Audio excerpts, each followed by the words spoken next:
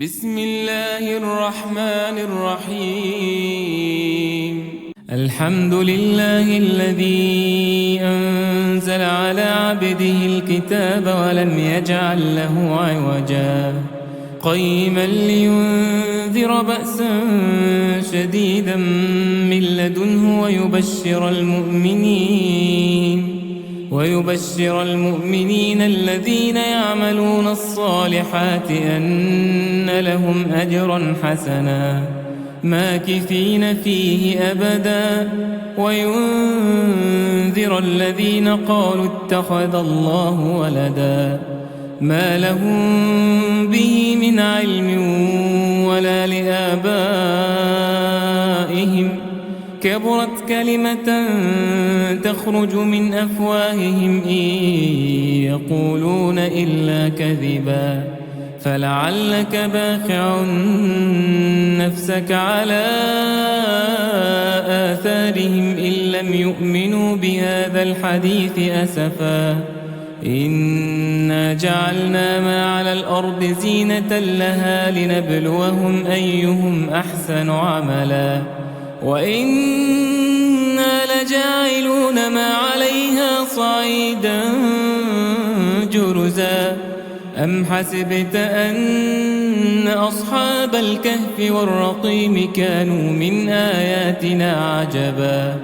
إذ أوى الفتية إلى الكهف فقالوا ربنا آتنا من لدنك رحمة وهيئ لنا من أمرنا رشدا فضربنا على آذانهم في الكهف سنين عددا ثم بعثناهم لنعلم أي الحزبين أحصى لما لبثوا أمدا نحن نقص عليك نبأهم بالحق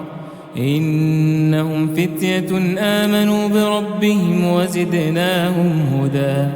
وربطنا على قلوبهم إذ قاموا فقالوا ربنا رب السماوات والأرض لن ندعو من دونه إلها لقد قلنا إذا شططا هؤلاء قوم اتخذوا من دونه آلهة لولا يأتون عليهم بسلطان بين فمن أظلم ممن افترى على الله كذبا وإذ اعتزلتموهم وما يعبدون إلا الله فأووا إلى الكهف ينشر لكم ربكم من رحمته ويهيئ لكم من أمركم مرفقا وترى الشمس إذا طلعت تزاور عن كهفهم ذات اليمين وإذا غربت تقرضهم ذات الشمال وهم في فجوة منه ذلك من آيات الله من يهد الله فهو المهتد ومن يضلل فلن تجد له وليا مرشدا وتحسبهم أيقاظا وهم رقود ونقلبهم ذات اليمين وذات الشمال وكلبهم باسط ذراعيه بالوصيد لو اطلعت عليهم لوليت منهم فرارا ولملئت منهم رعبا وكذلك بعثناهم ليتساءلوا بينهم قال قائل منهم كم لبثتم قالوا لبثنا يوما أو بعض يوم قالوا ربكم أعلم بما لبثتم فابعثوا أحدكم بورقكم هذه إلى المدينة فلينظر أيها طعاما فليأتكم برزق منه وليتلطف ولا يشعرن بكم أحدا إنهم إن يظهروا عليكم يرجموكم أو يعيدوكم في ملتهم ولن تفلحوا إذن أبدا وكذلك أعثرنا عليهم ليعلموا أن وعد الله حق وأن الساعة لا ريب فيها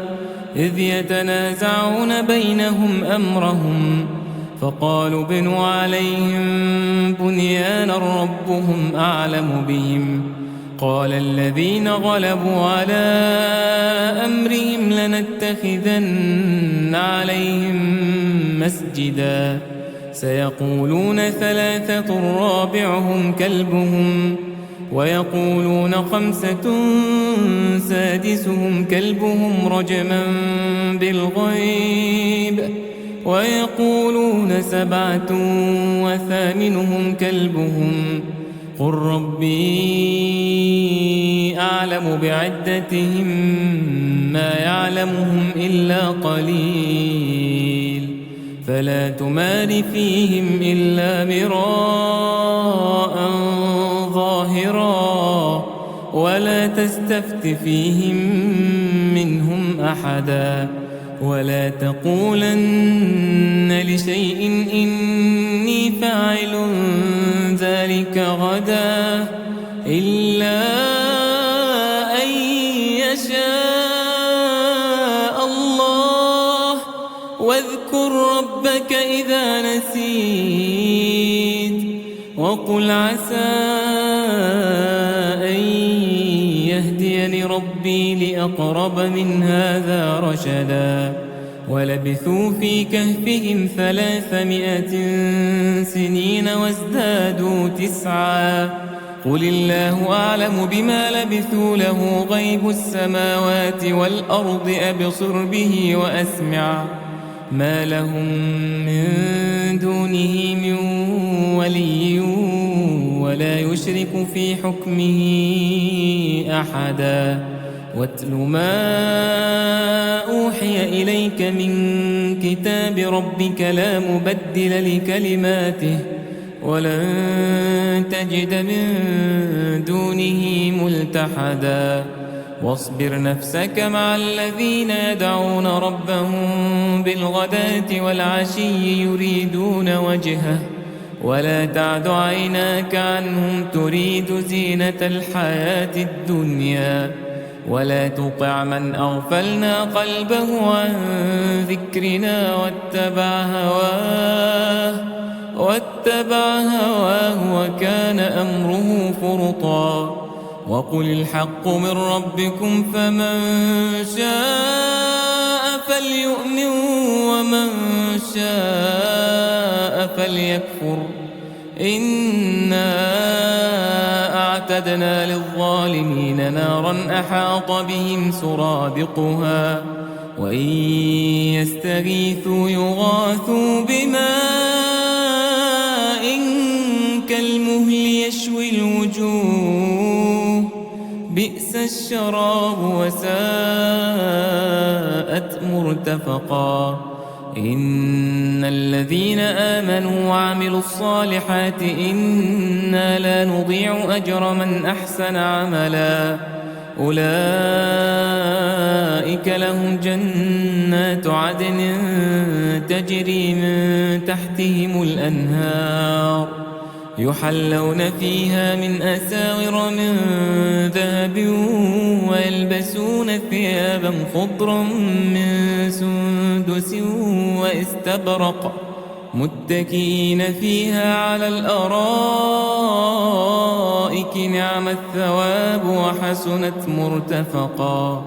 واضرب لهم مثل الرجلين جعلنا لأحدهما جنتين من أعناب وحففناهما بنخل وجعلنا بينهما زرعا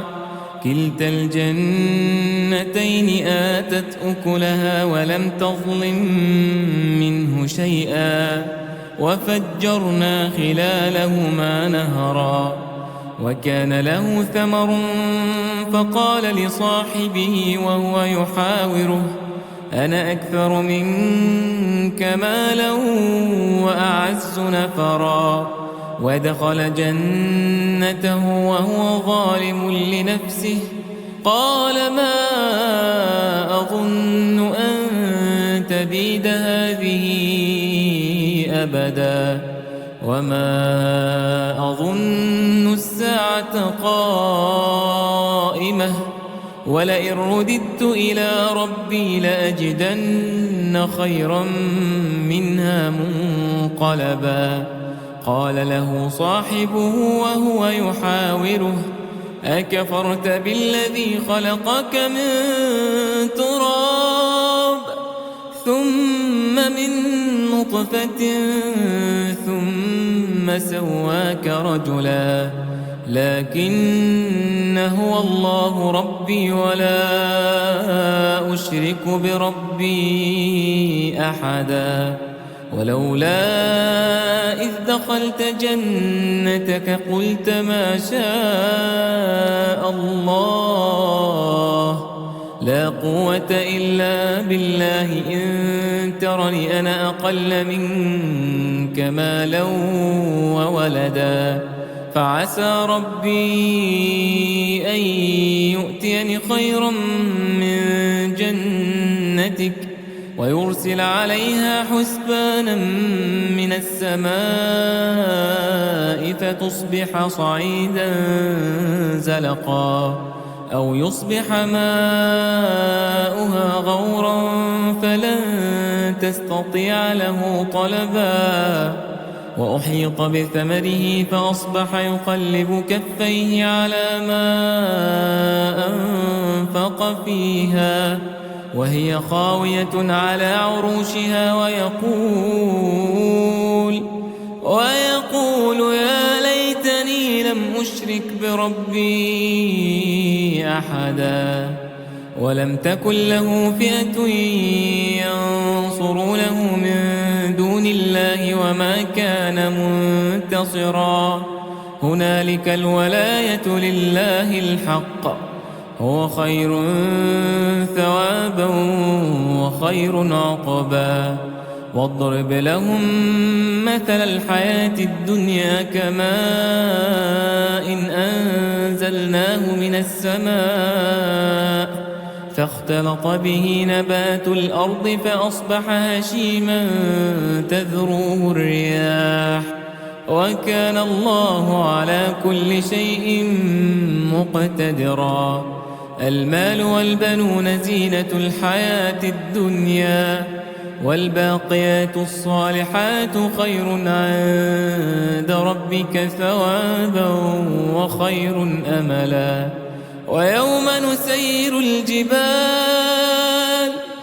ويوم نسير الجبال وترى الأرض بارزة وحشرناهم فلم نغادر منهم أحدا وعرضوا على ربك صفا لقد جئتمونا كما خلقناكم أول مرة بل زعمتم أن لن نجعل لكم موعدا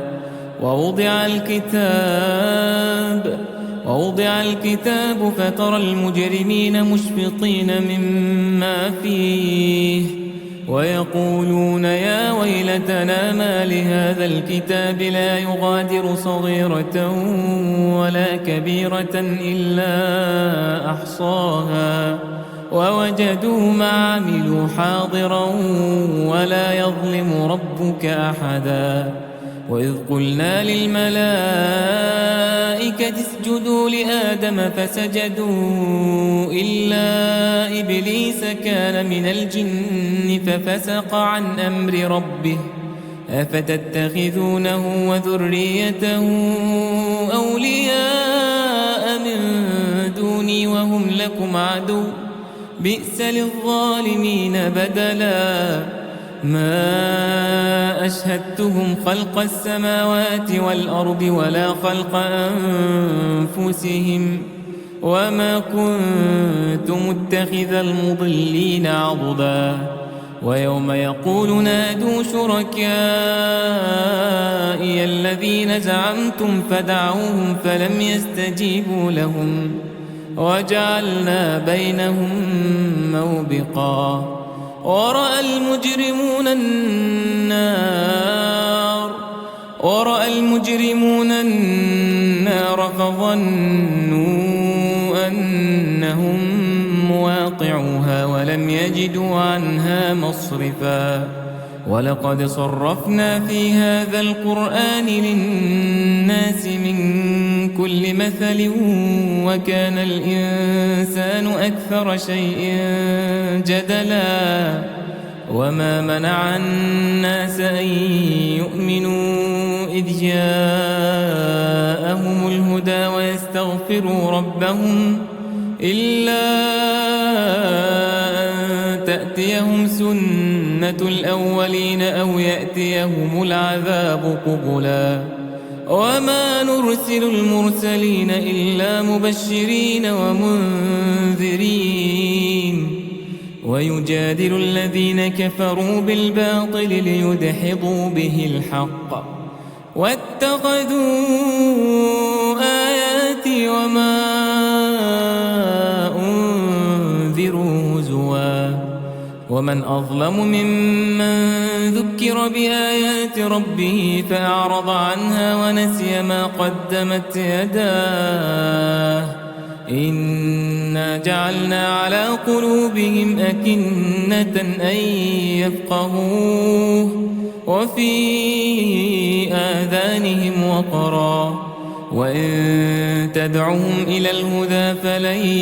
يهتدوا إذن أبدا وربك الغفور ذو الرحمة لو يؤاخذهم بما كسبوا لعجل لهم العذاب بل لهم موعد لن يجدوا من دونه موئلا وتلك القرى أهلكناهم لما ظلموا وجعلنا لمهلكهم موعدا وإذ قال موسى لفتاه لا أبرح حتى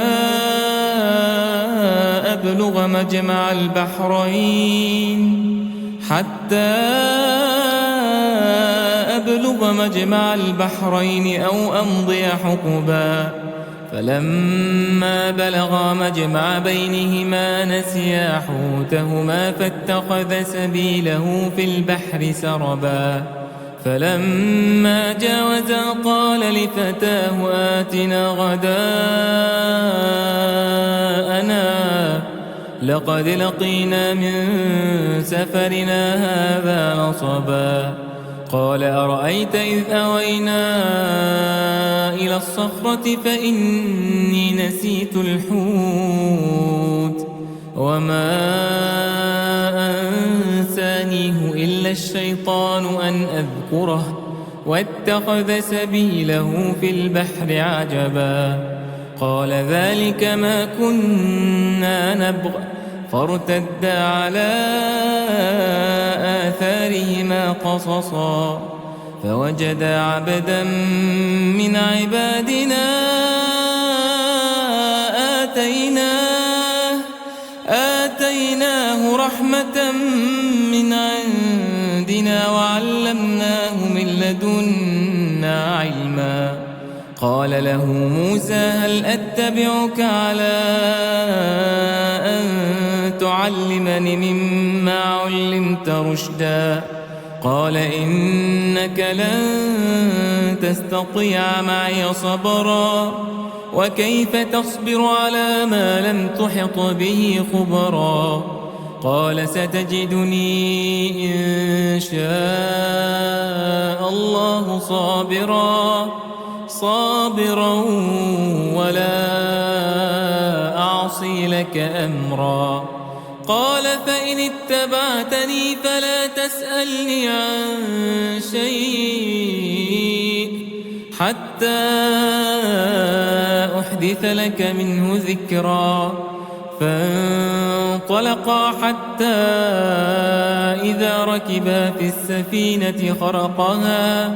قال أخرقتها لتغرق أهلها لقد جئت شيئا إمرا. قال ألم أقل إنك لن تستطيع معي صبرا. قال لا تؤاخذني بما نسيت ولا ترهقني من أمري عسرا. فانطلقا حتى إذا لقيا غلاما فقتله. قال أقتلت نفسا زكية بغير نفس لقد جئت شيئا نكرا. قال ألم أقل لك إنك لن تستطيع معي صبرا. قال إن سألتك عن شيء بعدها فلا تصاحبني قد بلغت من لدني عذرا. فانطلقا حتى إذا أتيا أهل قرية استطعما أهلها فأبوا أن يضيفوهما فوجدا فيها جدارا يريد أن ينقض فأقامه. قال لو شئت لاتخذت عليه أجرا. قال هذا فراق بيني وبينك سأنبئك بتأويل ما لم تستطع عليه صبرا. أما السفينة فكانت لمساكين يعملون في البحر فأردت أن أعيبها وكان وراءهم ملك يأخذ كل سفينة غصبا. وأما الغلام فكان أبواه مؤمنين فخشينا أن يرهقهما طغيانا وكفرا. فأردنا أن يبدلهما ربهما خيرا منه زكاة وأقرب رحما. وأما الجدار فكان لغلامين يتيمين في المدينة وكان تحته كنز لهما وكان أبوهما صالحا. فأراد ربك أن يبلغا أشدهما ويستخرجا كنزهما رحمة من ربك وما فعلته عن أمري ذلك تأويل ما لم تسطع عليه صبرا. ويسألونك عن ذي القرنين قل سأتلو عليكم منه ذكرا. إنا مكنا له في الأرض وآتيناه من كل شيء سببا فأتبع سببا حتى إذا بلغ مغرب الشمس وجدها تغرب في عين حمئة ووجد عندها قوما. قلنا يا ذا القرنين إما أن تعذب وإما أن تتخذ فيهم حسنا. قال أما من ظلم فسوف نعذبه ثم يرد إلى ربه فيعذبه عذابا نكرا. وأما من آمن وعمل صالحا فله جزاء الحسنى وسنقول له من أمرنا يسرا. ثم أتبع سببا حتى إذا بلغ مطلع الشمس وجدها تطلع على قوم لم نجعل لهم من دونها سترا. كذلك وقد أحطنا بما لديه خبرا. ثم أتبع سببا حتى إذا بلغ بين السدين وجد من دونهما قوما لا يكادون يفقهون قولا. قالوا يا ذا القرنين إن يأجوج ومأجوج مفسدون في الأرض فهل نجعل لك خرجا على أن تجعل بيننا وبينهم سدا قال ما مكني فيه ربي خير فأعينوني بقوة أجعل بينكم وبينهم ردما آتوني زبر الحديد حتى إذا ساوى بين الصدفين قال انفخوا حتى إذا جعله نارا قال آتوني أفرغ عليه قطرا فما استطاعوا أن يظهروه وما استطاعوا له نقبا قال هذا رحمة من ربي فإذا جاء وعد ربي جعله دكاء وكان وعد ربي حقا وتركنا بعضهم يومئذ يموج في بعض ونفخ في الصور فجمعناهم جمعا وعرضنا جهنم يومئذ للكافرين عرضا الذين كانت أعينهم في غطاء عن ذكري